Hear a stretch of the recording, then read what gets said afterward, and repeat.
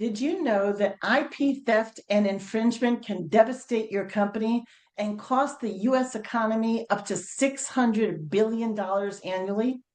Did you know that businesses that file for at least some IP protection are 21% more likely to experience growth than those who don't?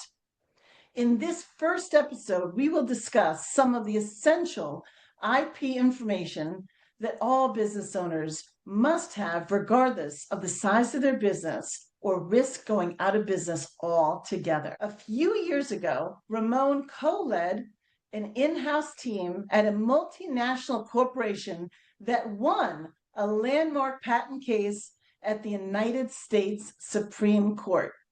That's amazing. I would love to hear about that. But before we do, I just got to say the reason I was so excited to have you come on and be my very first guest on Ask an Attorney is personally, as a woman in her 50s, I started my first business at 19. So we know the abbreviation for intellectual property is IP, but what exactly does it mean and what does it entail?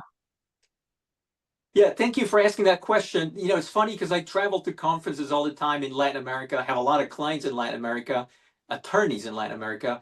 And when they talk about intellectual property, the abbreviation in Spanish is PI, PI, and PI is personal injury here Right. in the United States. So PI, IP, and sometimes it gets a little bit confusing, but IP generally entails several areas, the best known of which are patents, trademarks, and copyrights. So share with my audience, what are some of the myths, misunderstandings, or confusions in your specialty, IP? Well, you know what? You said that you love IP. So do I. That makes two of us. I love IP. I have a passion for IP. I never want to retire from IP. As you said earlier, I've been doing this for about 20 years, and it's been nothing but fun. And now, having said that, what are some of the myths?